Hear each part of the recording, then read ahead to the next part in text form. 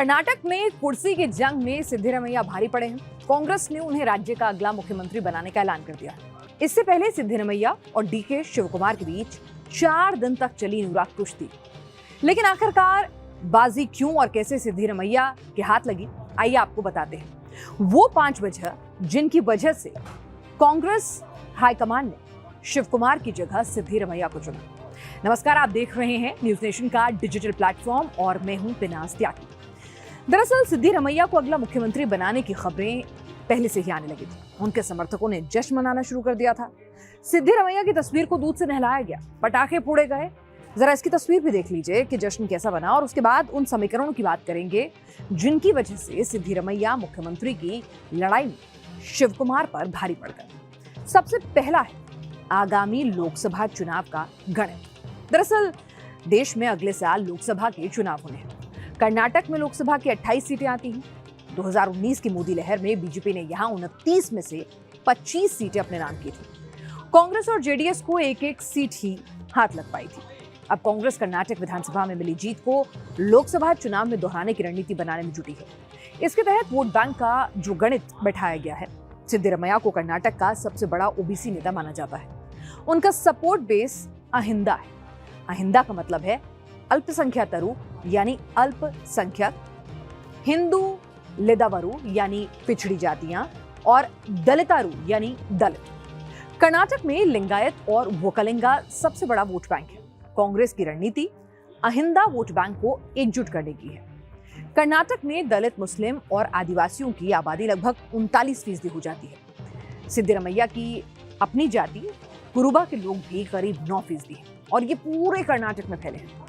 कर्नाटक सिद्धिरमैया के सहारे जाति का यही गणित साधना चाह रही है। अब आते हैं इसकी दूसरी वजह की बात करें तो यह है सिद्धिरमैया का विधायकों को मैनेज करने का हुनर। भले ही संगठन डीके शिवकुमार बहुत अच्छा मैनेज करते हो, लेकिन विधायक सिद्धिरमैया के साथ हैं।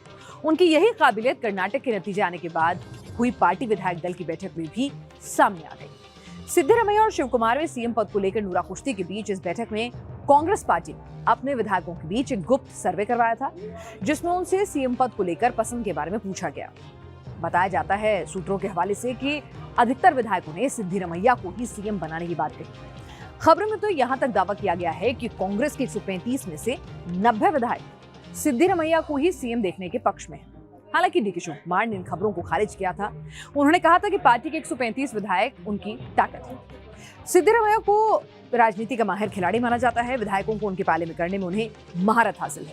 2013 के विधानसभा चुनाव के बाद सिद्धिरमैया ने इसी हुनर की बदौलत मल्लिकार्जुन खड़गे को भी मात दे दी थी। दरअसल सिद्धिरमैया को चुनने की एक और बड़ी वजह भी है, जो कि हमारी तीसरी वजह बनती है। कर्नाटक की जनता के बीच सिद्धिरमैया की छवि। सिद्धिरमैया की इमेज एक मास लीडर की है। उन्हें जनता से जुड़ा नेता माना जाता है। वो कर्नाटक में कांग्रेस के सबसे बड़े नेताओं में शुमार होते हैं। सिद्धिरमैया कोरबा समुदाय से आते हैं और कर्नाटक की आबादी में इन समुदाय का हिस्सा लगभग 7% है। लेकिन सिद्धिरमैया का सपोर्ट बेस सिर्फ कोरबा तक ही सीमित हो ऐसा नहीं है, बल्कि मुस्लिम और अन्य समुदाय में भी उनकी अच्छी खासी पकड़ है। उनकी एक अच्छी इमेज है। और जो चुनावी सर्वे हुए थे, प्री पोल सर्वेज हुए थे, पोस्ट एग्जिट पोल में जब पूछा गया कि भाई आपके लिए मुख्यमंत्री की पसंद कौन हो, तो शिवकुमार की बजाय सिद्धिरमैया को सीएम ज्यादातर लोग देखना चाहते थे। और अक्रॉस द पार्टी जो सबसे पहली पसंद भर के उभरते थे सीएम पद के लिए, वो सिद्धिरमैया उभर रहे थे। उनकी पॉपुलैरिटी तीसरी बड़ी वजह बनती है। चौथी वजह की बात कर लेते हैं, जिसने बहुमत का पलड़ा सिद्धिरमैया के पक्ष में और ज्यादा झुका दिया।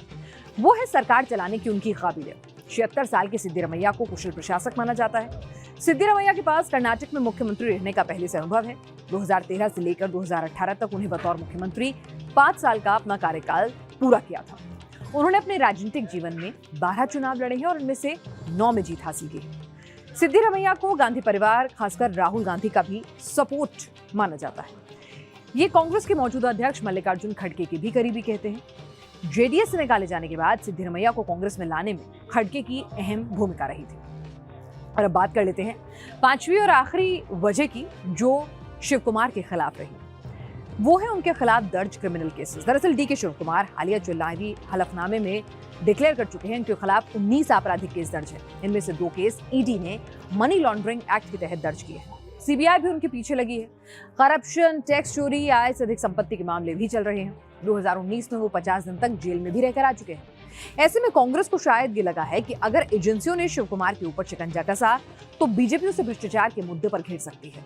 अगर डीके शिव कुमार की गिरफ्तारी हुई तो राज्य में सरकार के अस्थिर होने का खतरा भी बना रहेगा।